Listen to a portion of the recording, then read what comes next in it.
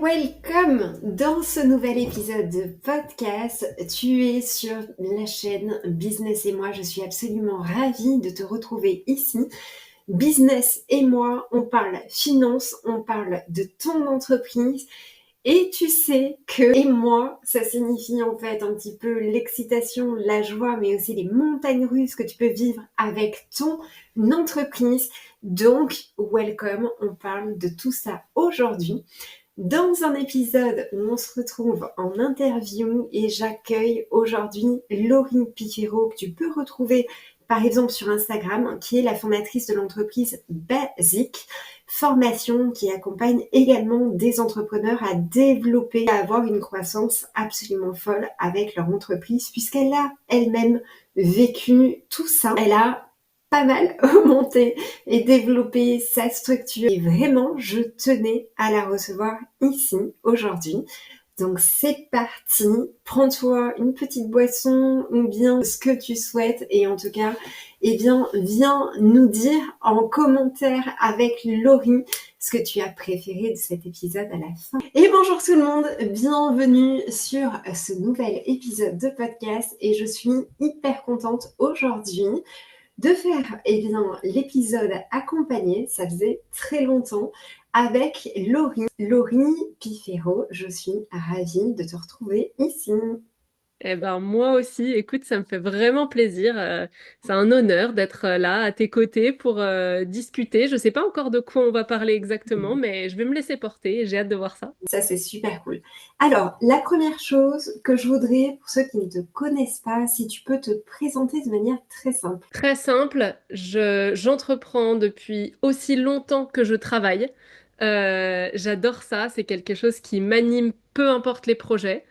Et aujourd'hui, la manière dont j'ai choisi de développer mon business, c'est en accompagnant d'autres entrepreneurs, non seulement à se lancer, mais surtout à continuer de se développer sans perdre leur enthousiasme, parce que souvent, il se fait un peu la malle au fur et à mesure. C'est génial. Merci beaucoup. Pour commencer, j'aime bien qu'on fasse un peu cet épisode, mais vraiment en version introspection. D'accord? Donc, ce que j'aimerais bien, et je vais commencer d'une manière un peu différente, c'est que, en fait, à midi, je voyais un spectacle avec mon fils de Kamel le magicien. Je ne sais pas si tu connais. Et en fait, à la fin de son spectacle, tout était porté sur les rêves qu'on a durant l'enfance et de voir vers où ça nous mène. Et donc, j'aimerais bien te donner une citation qui est donnée dans son spectacle que j'aime beaucoup. C'est Walt Disney apparemment qui nous a dit ça. Pour réaliser une chose vraiment extraordinaire, commencer par la rêver. Et maintenant, je voudrais qu'on refasse un petit peu un retour en arrière. Quand tu étais enfant, de quoi tu rêvais? Eh ben, écoute, en préambule de cette réponse, je dois dire que j'ai très peu de souvenirs de mon enfance, vraiment enfance, tu vois, avant mes 10-12 ans, je me rappelle d'assez peu de choses. Donc, je vais faire avec ce qui est à ma disposition pour te répondre. Ouais. Euh, je rêvais d'être maîtresse d'école. Mmh.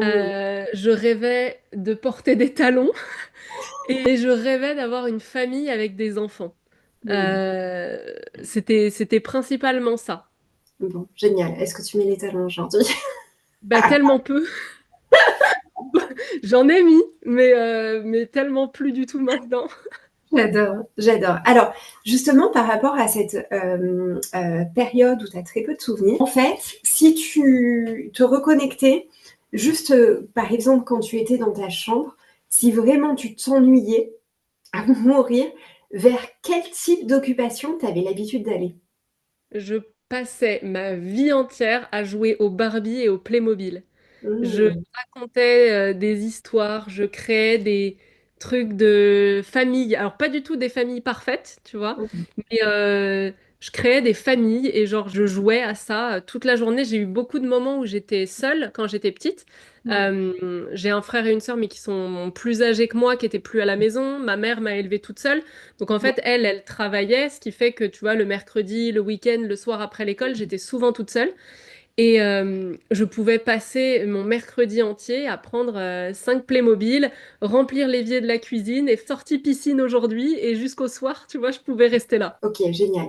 Donc, tu avais déjà beaucoup cette construction imaginaire qui te sert aujourd'hui encore, j'imagine, à réaliser, parce que tu accompagnes beaucoup d'entrepreneurs, donc à imaginer en fait des accompagnements, des projets, tout simplement. Ouais, c'est un truc qui me plaît beaucoup, tu vois, de partir d'une feuille blanche et de se dire, OK, pour moi, c'est stimulant. Je sais que pour beaucoup de personnes, c'est angoissant de se dire, OK, on a la sensation à un moment de repartir de zéro, par exemple. Et Ouais, ben moi, je trouve ça hyper stimulant de se dire, mais ça veut dire que je peux écrire tout ce que je veux, je peux ouais, être qui je veux à ce moment-là, et j'aime bien ça. ouais, c'est hyper puissant ça.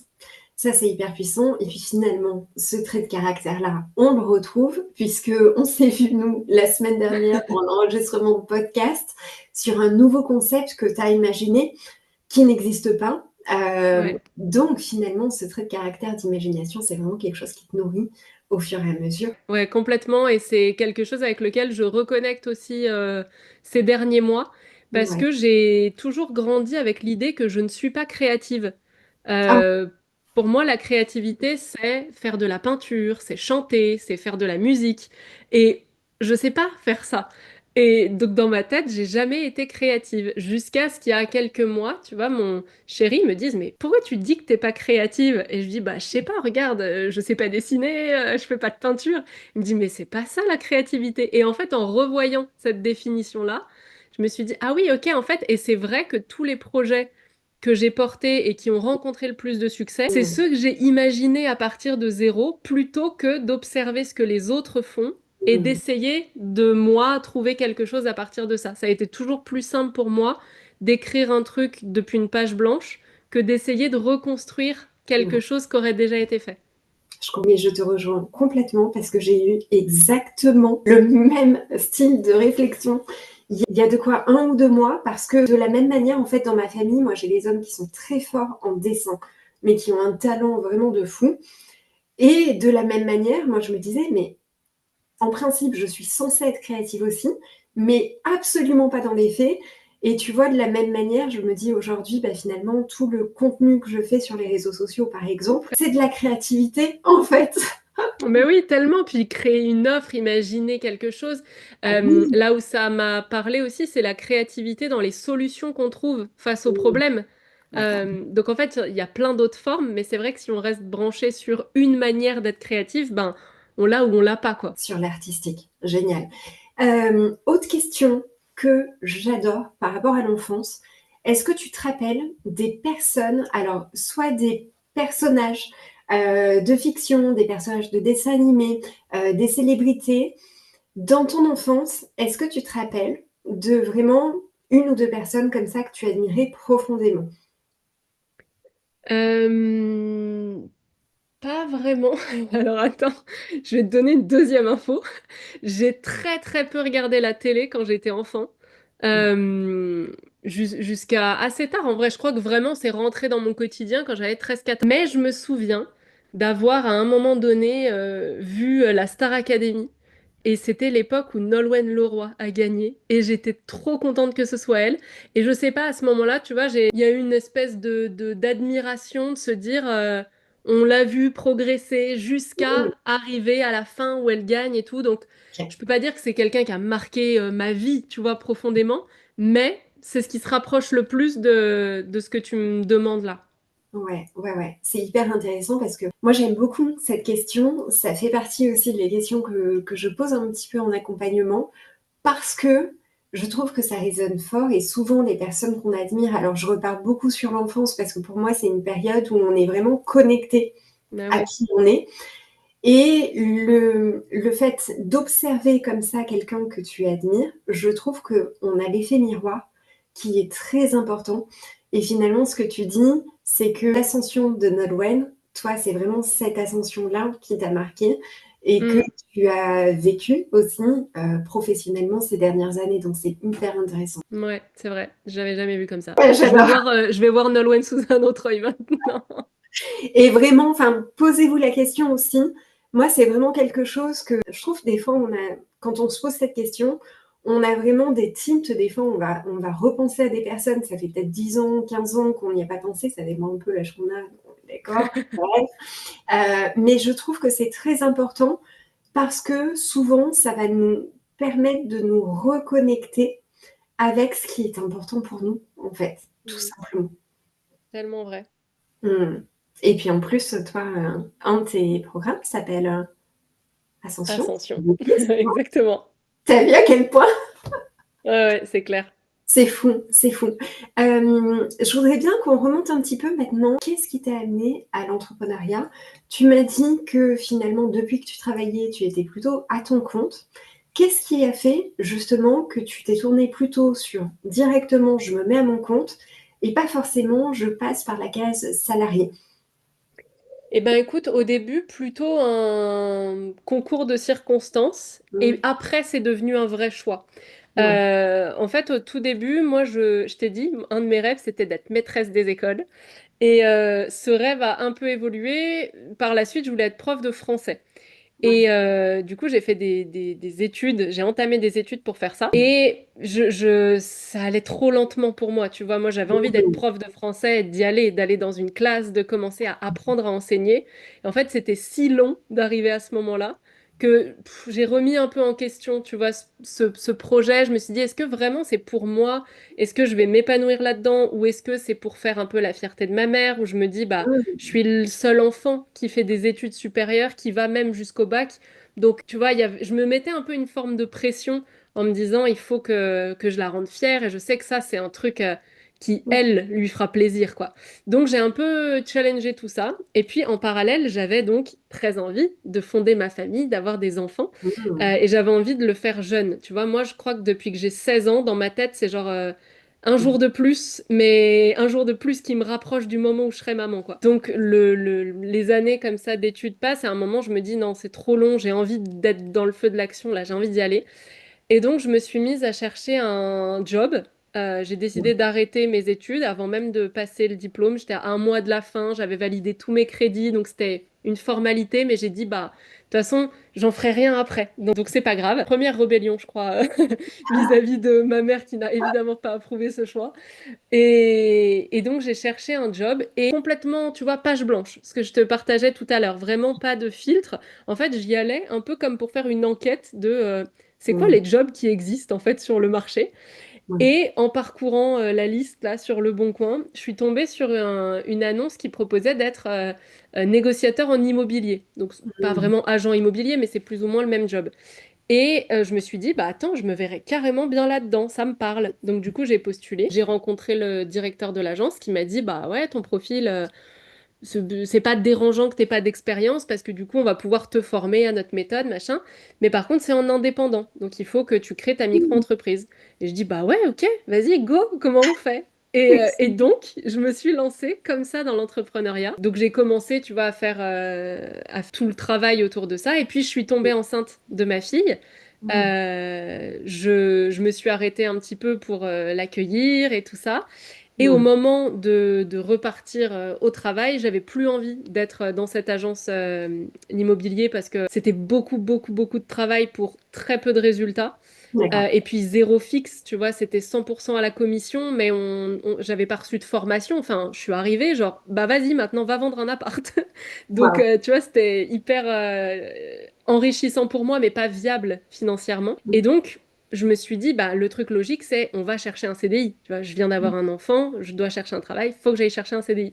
Ce que j'ai fait, ce que j'ai obtenu, ce qui était quand même plutôt cool parce qu'en soi, j'avais pas vraiment d'expérience, mais j'avais réussi à montrer le bon côté de ma personnalité, de mes compétences, de mon savoir-être et tout ça. Donc j'ai Mm. réussi à me faire embaucher en CDI pour bosser dans l'univers de la communication, rédaction web et tout ça. J'ai tenu 11 mois et j'ai dit, oh là là, non, je voudrais pas ça. Je peux pas en fait. Je dois me dépêcher le matin. J'ai à peine le temps de faire un bisou à ma fille, je dois la laisser chez la nounou. Je la vois pas de la journée. Le soir, c'est à nouveau la course, mais dans le sens inverse pour pas être en retard pour la récupérer. Et puis il est déjà trop tard et en fait je dois lui donner à manger, la coucher et on recommence demain. Et j'ai dit oh non, non, ça je pourrais pas plus. Donc je suis partie et à partir de là j'ai décidé d'être entrepreneur et de lancer ma première boîte. C'est génial. Et qu'est-ce que tu te dis à ce moment-là? Sur quelle thématique tu veux te mettre à ton compte? Comment tu fais pour trouver ta thématique? Bah, assez facilement. Mathématiques, c'est la maternité. Ouais. Tu vois, à ce moment-là où je me suis dit, j'aimerais bien proposer des trucs pour les mamans. Et dans le même temps, j'avais rencontré une personne qui organisait à Paris des petites soirées pour les mamans. Ça s'appelait Mum to Be Party. Où en fait, elle avait des partenaires, tu vois, des marques, etc. Puis il y avait des petits ateliers. Et j'avais participé à ça près de chez moi. À l'époque, j'habitais à Marseille.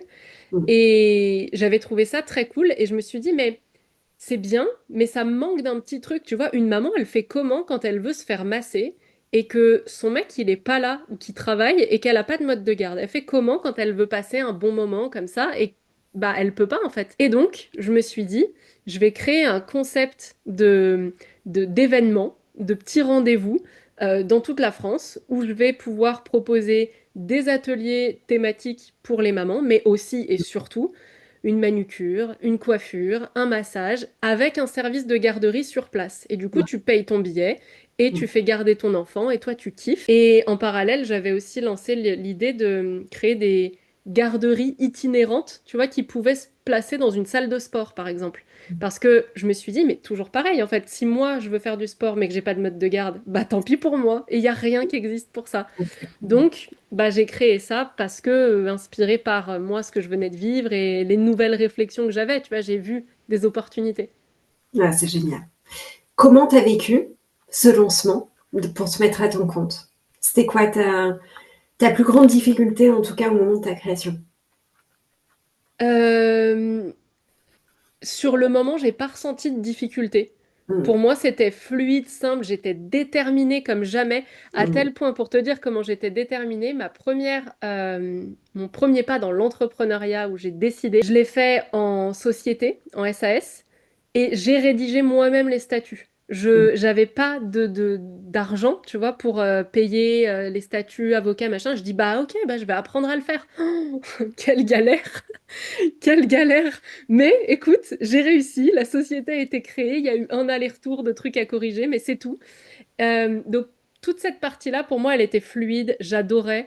Ce qui était le plus dur en vérité, c'est mon conjoint, donc le père de ma fille, à ce moment-là, lui voyait ça d'un regard extérieur et c'est lui en fait qui avait peur plus que moi. Moi, je kiffais mon process et Mm. lui, il était plus prudent et plus ok, mais combien tu vas gagner? Enfin, tu vois, ce qui se comprend quand t'es pas entrepreneur. Et par contre, ce qui a été le plus dur, c'est en fait à un moment de me rendre compte que j'avais pas d'expérience dans l'entrepreneuriat. Donc, je l'avais fixé mes tarifs basés sur mes propres croyances limitantes qui Mm. étaient les gens payeront jamais plus que tant pour ça. Et donc, j'ai défini mon prix à partir de ça au lieu de partir de mes coûts. Ce qui fait Ouais. que ben, mes événements me coûtaient toujours plus cher, même quand ils étaient remplis, que ce qui me rapportait. Et bon, au bout d'un moment, j'ai dû prendre la décision d'arrêter. Et aujourd'hui, tu vois, si c'était mon business actuel, je sais quoi rectifier, je sais comment faire les choses différemment. À ce moment-là, je sais pas. La pression d'un côté, plus le fait que je ne sais pas faire, je me suis dit, bon, bah, je peux pas, le projet, il est pas viable, donc il faut que j'arrête. Et ça, c'était le moment le plus dur parce que j'ai arrêté, non pas parce que ça marchait pas, au contraire, les événements, ils étaient pleins, mais parce que j'avais pas bien calculé. Et ça, la rentabilité, c'est le nerf de la guerre. C'est vraiment ça aussi pourquoi je me bats. Savoir fixer ses tarifs, vérifier quand tu veux créer ta boîte qu'effectivement tu vas pouvoir te verser un salaire, ça change absolument tout. Ça, Ouais. tu te rappelles, ta première création, du coup, c'était en quelle année à peu près? C'était en 2014. 2014, et ça y est, ça fait 10 ans du coup. Ouais. Ça fait 10 ans, et sur ces 10 années, qu'est-ce que c'est ta plus grande fierté? Mais ta fierté pour toi. Ouais. Allez, on monte Euh, l'ego là, vas-y à fond. On y va, on s'envoie des fleurs. Écoute, ma plus grande fierté, elle est récente en vérité. Je pense que je suis fière globalement de tout le parcours et de...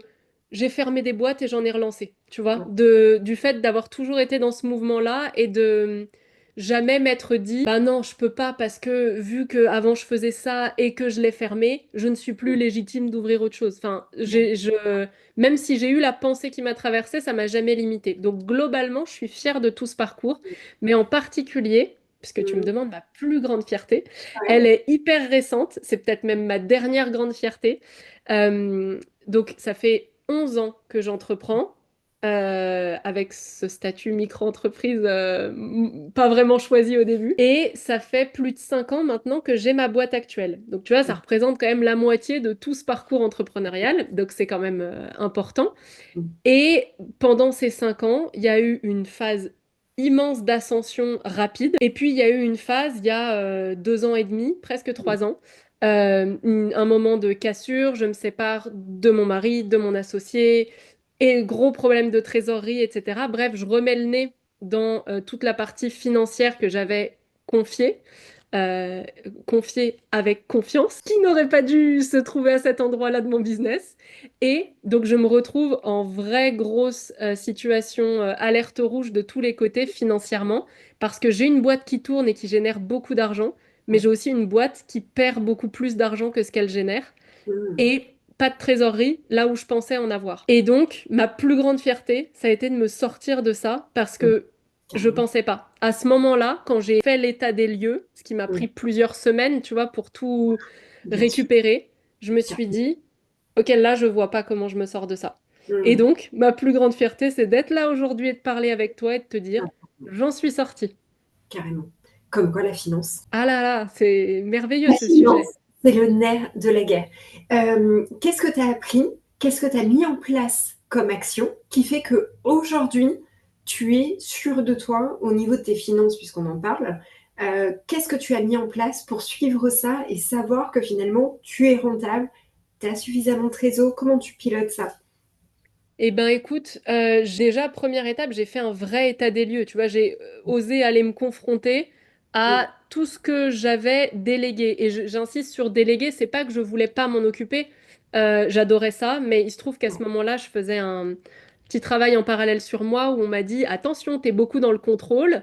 Vous mm, êtes deux à la tête de la boîte, donc ce serait bien que tu lâches une partie. Donc j'ai dit, ok, je vais lâcher, puis on verra. Bon, écoute, on a vu. Mais donc, première étape, ça a été vraiment de me confronter à ça, alors que mm. ça me faisait peur d'aller regarder la réalité.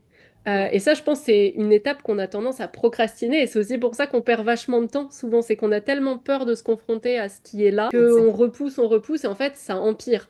Mm, Donc, j'ai vraiment pris, je crois que ça s'est étalé sur 3 semaines, où j'ai fait ça à temps plein.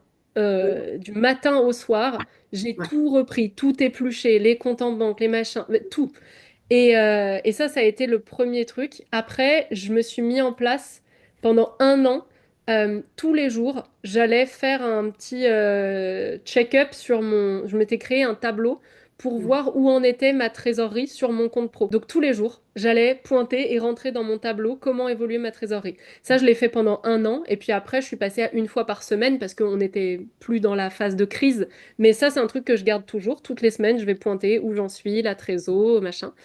Et puis, j'ai mis en place un tableau aussi de tout ce qui rentre et tout ce qui a prévu de rentrer, tu vois, les paiements mensualisés et tout. Et de la même façon, le tableau inverse, tout ce qui sort et tout ce qui va devoir sortir. mm, Donc ça, c'est un tableau que je gère au quotidien. En parallèle encore, je me suis fait un plan de trésorerie pour ouais, savoir comment ça va évoluer dans le temps. Parce que bah, là, ça peut être la fête, mais si j'ai des grosses dépenses dans un mois et que j'oublie qu'il y a ces dépenses-là, moi, je peux me dire, bon, allez, nickel, je me paye plus. Non, ben, ça ne marche pas. Je me verse un salaire qui est fixe aussi. Tu vois, peu mm, importe le chiffre d'affaires que je fais, même quand il augmente de fou, je garde mon salaire habituel et je me dis, bah, écoute, on verra dans plusieurs mois ou à la fin de l'année. Si je peux me sortir davantage, c'est cool, mais sinon, je reste sur ce que j'ai fixé. Et puis, pour la rentabilité en elle-même, eh ben, écoute, j'ai tout recalculé. Combien me coûte un client pour chaque programme? Et une fois que j'ai été au clair de tout ça, bah, dès que je reçois le paiement d'un client, je mm, provisionne sur un deuxième compte ce que ça me coûte vraiment. Ce qui mm, fait que je sais, quoi qu'il arrive, que c'est déjà prévu, c'est déjà payé. mm. Et écoute, là, c'est... Alors, je suis peut-être retombée, je sais pas, hein, dans le contrôle fric, mais moi, je me sens tellement à l'aise avec ça maintenant qu'en fait, je suis sereine. Je me sens pas angoissée. Mm. En fait, tout ça, c'est hyper important et je rebondis par rapport à ce que tu viens de dire. Il y a un élément que les gens ne prennent pas suffisamment en conscience. C'est-à-dire que souvent, alors encore plus sur les réseaux sociaux, tout le monde parle de chiffre d'affaires, mais il faut bien prendre conscience d'un truc, c'est que le chiffre d'affaires, c'est que l'ego quelque part qui parle, on n'en a rien à cirer, et ce qui compte, c'est vraiment la rentabilité derrière. C'est ce que tu dis en fait. En gros, un client, qu'est-ce qui te rapporte réellement? C'est-à-dire, ok, il y a le montant que tu encaisses de ton client, mais derrière, il y a tous les coûts que tu as, soit directs pour gérer ta mission, ta prestation ou vendre ton produit, mais il y a aussi tous les coûts cachés avec les cotisations, avec le loyer si tu as un loyer, enfin tous ces frais fixes-là. Et on a tendance à beaucoup trop sous-estimer cette notion de rentabilité. Donc, c'est hyper important. Et toi, je suis hyper contente que tu aies bien mis l'accent là-dessus. Je sais que ça fait chier un grand nombre de personnes de mettre les mains dans le cambouis et de se dire j'ai pas envie de regarder mes finances, mais en fait, c'est le nerf de la guerre. C'est vraiment l'élément le plus important. Ce qui est très compliqué dans ce que tu me dis aussi, c'est que tu as fait le boulot toi. Comment tu as fait pour avoir toute cette période d'apprentissage, en fait? Tu es partie Bah, vraiment. en fait, c'est un sujet que j'ai toujours aimé. Tu vois, l'argent, les finances, c'est un truc qui m'a toujours animée. Ouais. Il y a 3 ans, d'ailleurs, j'ai fait un séminaire sur l'argent que j'avais adoré animer et je m'étais toujours dit, depuis cette préparation-là, j'ai envie de donner plus de place à ce sujet. Et Mmh. écoute, avec le recul, maintenant, je me dis, bah tu vois, c'est pas mal que j'ai traversé tout ça parce que ça m'a permis Mmh. de tester. En fait, je sais pas si ça te fait ça des fois, mais dans les finances et dans d'autres sujets, je sais pas, la création de contenu ou autre, c'est comme si on sait les choses, Mmh. mais des fois, on les laisse dans notre tête. Genre, oui, bah, je sais faire, mais on va pas se donner à 100% pour aller voir l'impact que ça aurait si on le faisait bien. Bon, bah là, j'ai été forcée, si j'avais envie de sauver ma boîte, ce qui était quand même le cas, d'aller le faire correctement. Et je me suis dit, ok, bah, tout ce que j'ai lu, appris, compris, que j'ai envie d'essayer, où je me dis, bah, je pense que ça, ce serait pertinent, c'était Mmh. très intuitif, en fait, de faire tout ça pour moi, mais parce que le sujet, je l'aime bien aussi. J'imagine que quelqu'un qui va à reculons, c'est un peu moins intuitif de se dire de quels outils j'ai besoin. Mais là, je voyais déjà comment je devais piloter ma boîte et je Mmh. me suis dit, bon, bah maintenant, il faut le mettre en pratique et il faut aller voir. Et il y a des choses que j'ai faites tout de suite, tu vois, comme ce que je te disais, ce tableau, tous les jours, je vais pointer combien il y a sur mon compte. Il y a des choses qui sont venues bien plus tard. Il y a genre le plan de trésorerie, je l'ai fait bien plus tard parce qu'en fait, dans un premier temps, mon objectif, c'était gagner plus tous les mois que ce que ma boîte me coûte. Donc, une fois que cet objectif-là, il a été passé, je me suis dit, OK, maintenant, il va falloir recréer une trésorerie. Et donc, pour faire ça, ben, qu'est-ce que je fais? J'ai besoin d'autre chose. J'ai besoin d'un autre tableau et donc, je suis allée créer ce truc-là. Ah, génial. Ça me fait penser à une citation d'un Canadien que j'aime bien qui s'appelle Charles Côté, qui dit fais ce que tu sais que tu dois faire. Parce que le plus souvent, on a tendance à conscientiser, on sait Ouais, qu'on va le faire, mais comme tu dis, on laisse de côté. Et derrière, ça me fait penser à un deuxième élément que tu dis, c'est que souvent, dans la difficulté qu'on va traverser dans notre vie, de manière générale, c'est une difficulté qui est mise devant nous quelque part pour justement mettre en avant une compétence ou un truc qu'on doit aller gérer. Et ça, ouais. c'est vraiment quelque chose de très, très, très bizarre, mais finalement, à un moment donné dans notre vie, on se dit, bah, en fait, tout ce que j'ai vécu avant, je devais le vivre pour être à cette place aujourd'hui. Je ne sais pas si ça te fait cet écho-là. Aussi, aussi. Mais pour tout, c'est une règle de vie, en fait, en général, je crois. C'est tous les challenges. Et ça, j'aime me le rappeler quand je suis dans Mmh. un moment difficile de ma vie. Me Ah ouais. rappeler que les challenges qui sont devant moi à l'instant T, c'est obligatoirement une opportunité pour plus tard. Même si pour l'instant, je vois pas du tout en quoi. C'est un truc qui va m'aider. Et si la vie m'amène ça sur mon chemin, c'est un Mmh. truc que je peux relever. Mmh. Donc, ça me Exact. donne de la force, quoi. Donc, si vous nous écoutez, que vous êtes dans la merde en ce moment, dites-vous que c'est pour votre bien. C'est pour votre Non, bien mais et c'est que vous avez pas. les ressources pour le gérer, sinon vous n'auriez pas cette difficulté-là. Ouais. Non, carrément, carrément, carrément. Derrière, il y a quelque chose également que je voulais voir avec toi. Parce que, il faut le dire quand même, moi je mène mes enquêtes au fur et à mesure, bien évidemment. Je tenais à te dire quand même bravo pour tout ce que tu as construit avec ta boîte. Parce que vraiment, tu as su driver du monde, tu as su relever des difficultés et des challenges véritables avec ta boîte. Donc vraiment, il faut se le dire parce que personne ne nous le dit, mais vraiment, Laurie, un immense bravo pour ça. Trop gentil, merci. C'est hyper important. Derrière, il y a quelque chose qui est important également, c'est que toi, au fur et à mesure, tu as fait grandir ton entreprise. Il y a plusieurs choses que je voudrais aborder par rapport à ça, mais déjà, à la base, comment tu as imaginé le business model, c'est-à-dire de vérifier au fur et à mesure que la construction de tes offres, tes tarifs étaient alignés par rapport à toi, ton envie du moment, par rapport aux possibilités, au porte-monnaie de tes clients, tout simplement. Comment tu as réussi à construire ça et à imaginer ça au fur et à mesure? C'est intéressant.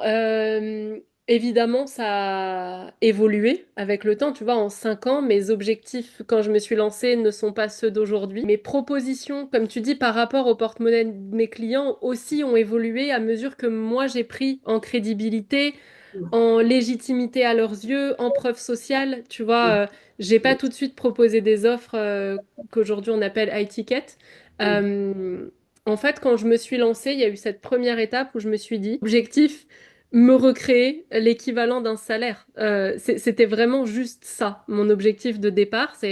J'étais enceinte de ma troisième fille, j'avais 2 mois de chômage devant moi. Et après, il n'y avait plus rien. Tu vois, il n'y avait pas d'épargne, il n'y avait pas de filet de sécurité, il n'y avait rien du tout. Donc c'est ça marche ou ça marche. Donc, je me suis lancée en me disant, bah, mon premier objectif, c'est de faire en sorte que quand mon chômage s'arrête, j'ai quelque chose qui tombe pour pouvoir payer mes factures. Donc c'était vraiment en mode presque survie, tu vois, à ce moment-là. Donc, petits objectifs, entre guillemets, mais objectifs quand même très très importants pour moi.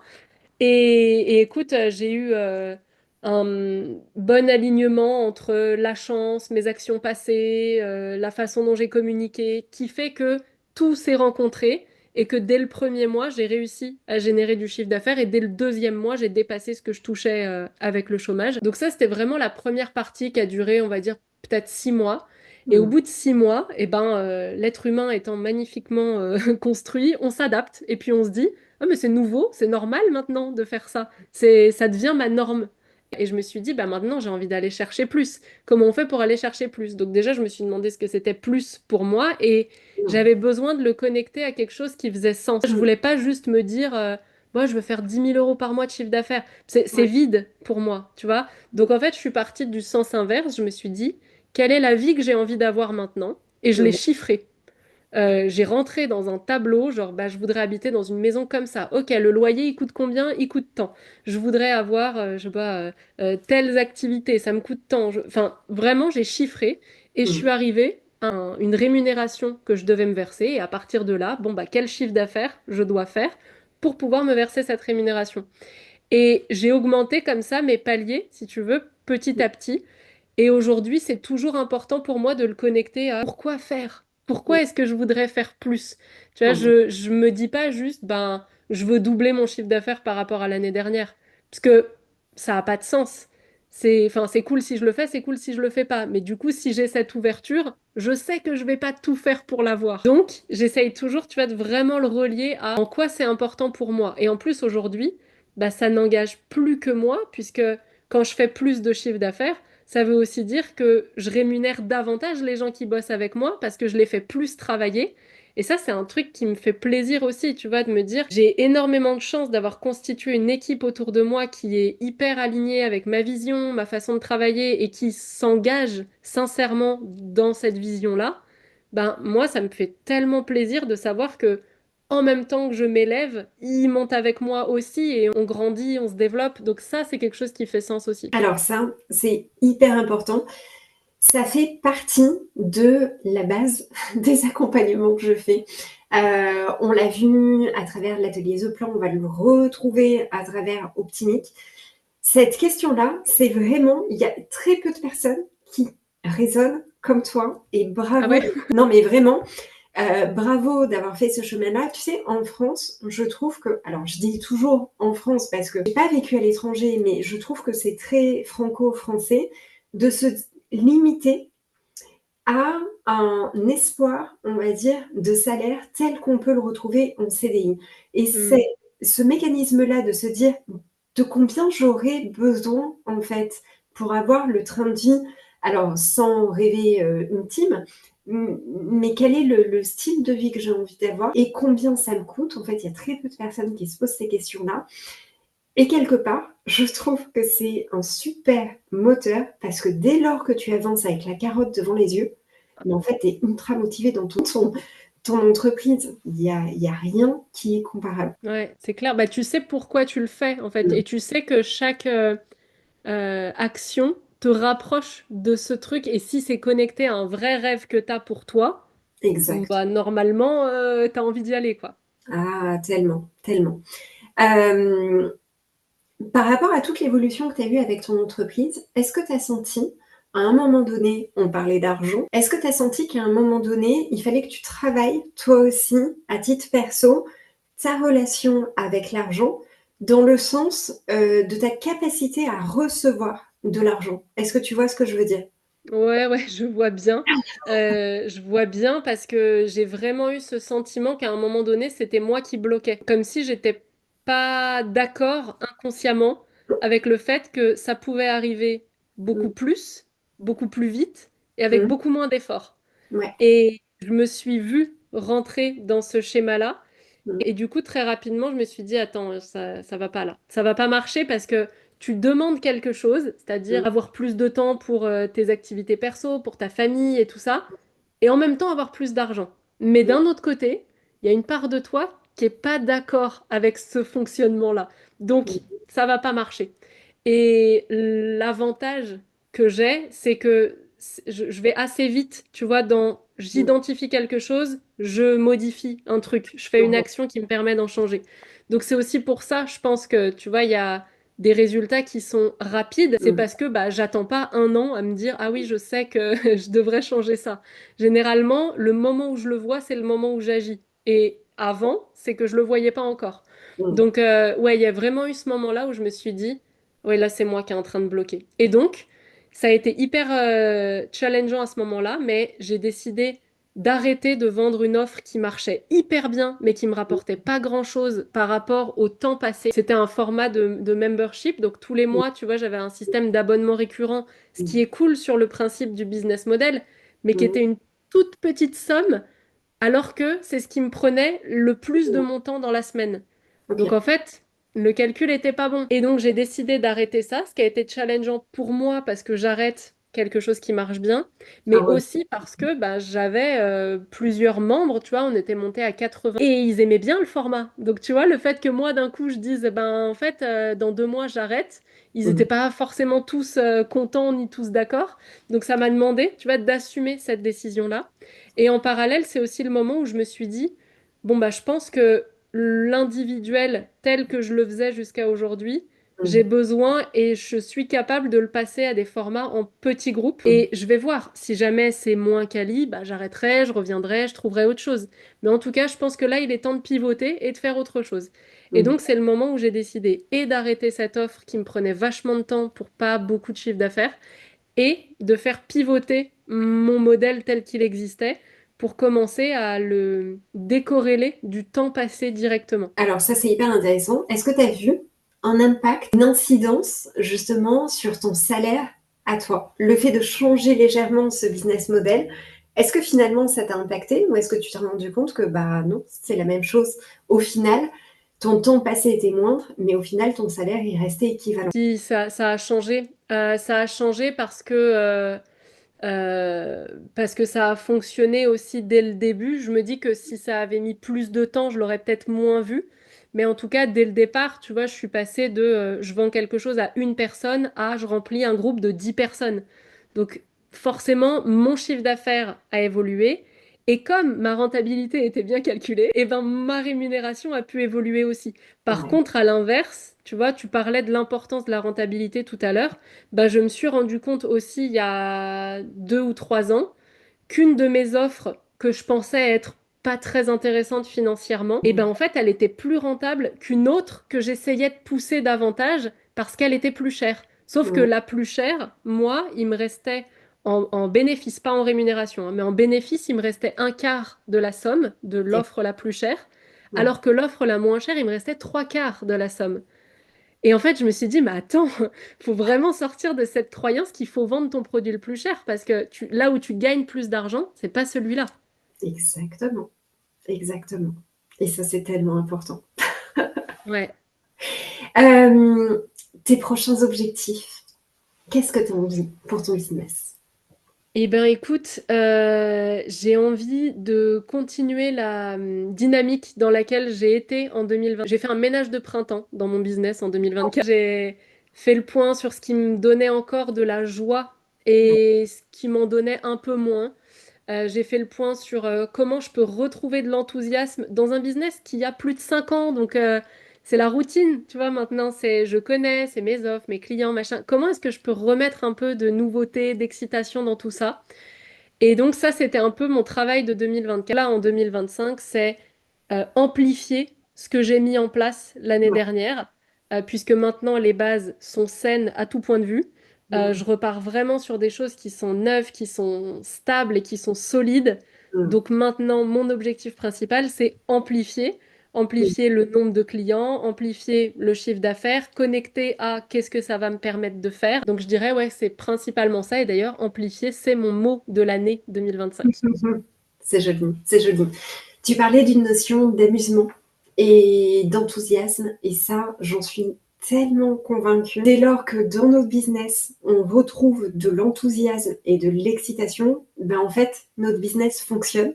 Ça paraît Mm. très bizarre de dire ça, mais j'en suis vraiment ultra convaincue. Si on n'est pas soi-même excité, enjoué par notre business, ben en fait, pourquoi nos clients ils le seraient? Pourquoi est-ce Ouais, qu'ils ouais. seraient dans notre univers? Il n'y a pas de raison à ça. Et ça, c'est un truc qui n'est absolument pas conscientisé de la part des solopreneurs, entrepreneurs, etc. Mais c'est tellement pépite. Ouais. Dernière question, on arrive au bout de cette interview. Si tu devais rembobiner le film et te donner un conseil, soit à toi qui débute, soit à toi dans une période de down, qu'est-ce que ce serait? Je pense que ce serait mets des œillères sur ce que font les autres et ce que pensent que tu devrais faire les autres. Euh, et fais-toi plus confiance, fais plus confiance à ce que toi tu sens. Parce Mm, que ça a été un peu ma leçon de ces dernières années, tu vois, où je me suis rendu compte que je me suis jamais détournée complètement d'une idée ou d'un objectif, mais je l'ai mise au second plan en me disant, ah, ils ont peut-être raison, ou peut-être mm, que c'est vrai, c'est pas ce qui se fait. Et en fait, je rejoins ce qu'on disait tout à l'heure sur la créativité. mm, Dès lors où je me fais confiance et où je fais des choses, même si ça sort du cadre, vu que je suis enthousiaste à l'idée de le faire, ben c'est communicatif, en fait, c'est contagieux. L'enthousiasme qu'on a quand on porte un projet qui nous emballe, il emballe les gens avec nous. Et ça, je pense, c'est une qualité d'entrepreneur parce que c'est le côté visionnaire. C'est je veux aller là et je vais vous embarquer avec moi. Mais c'est moi qui suis à l'origine de ce truc-là, quoi. Je dois être celle qui va porter le projet, qui va donner envie aux gens de la suivre. Et parfois, je l'ai mis un peu, tu vois, en sourdine, en me disant, ah, peut-être que je devrais pas, ou si ça mm, se fait pas, c'est qu'il y a une bonne raison. Et tu vois, mm, du coup, moi, il y a une phrase, tu as donné plusieurs citations, là, moi, il y a une phrase qui m'a parlé, c'est pas parce qu'ils sont nombreux à avoir tort qu'ils ont raison. mm, Et cette phrase-là, elle me parle parce que j'ai eu beaucoup de tendance dans ma vie à penser que c'est moi qui ai mm, tort, qui n'ai pas compris, qui suis à côté de la plaque, quand je mm. vois des gens qui sont sûrs d'eux en face et qui me disent autre chose. Bien Et donc, sûr. j'apprends vachement à faire plus confiance à ce que je ressens moi. Donc ça, je pense que c'est le gros conseil que je me donnerais à la moi du passé. Génial, génial, génial. Bah écoute, Laurie, on arrive à la fin de cette interview. Ça m'a fait super plaisir. J'espère qu'en tout cas, vous qui nous écoutez, ça vous aura plu. On parle un petit peu tout. C'est vrai que je m'autorise avec toi à aller sur des terrains un peu moins cartésiens parce que je sais que tu es ouverte à ça et que eh bien, le business n'est pas fait que de choses cartésiennes finalement. Voilà, voilà. J'ai adoré ce moment avec toi, j'ai adoré cet échange, j'ai pas vu le temps passer. Et C'était ben tant vraiment mieux, des j'espère questions, que oui. des questions hyper intéressantes. Et puis j'ai bien aimé la façon dont tu les abordais, tu vois, les sujets qu'on a abordés. Je pense que c'est un truc qu'il faudrait que tout entrepreneur entende parce que ben moi ça m'a pris 11 ans du coup à comprendre tout ça. Toi, je pense qu'avec ton bagage, ça, enfin voilà, c'est quelque chose qui s'est construit au fil des années aussi, que tu as appris, etc. Et en fait, si on peut gagner du temps, franchement, on le fait. Donc, je suis vraiment convaincue que c'est des sujets importants à aborder et à entendre quand on a un business. Bon, en tout cas, j'étais ravie de les partager avec toi. Moi Eh aussi. bien, écoutez, je vous dis en tout cas à tous, belle semaine, et on se retrouve très vite pour un nouvel épisode de podcast, à plusieurs ou moi toute seule au micro. Et je vous dis à très vite. Prenez soin de vos business et de vous.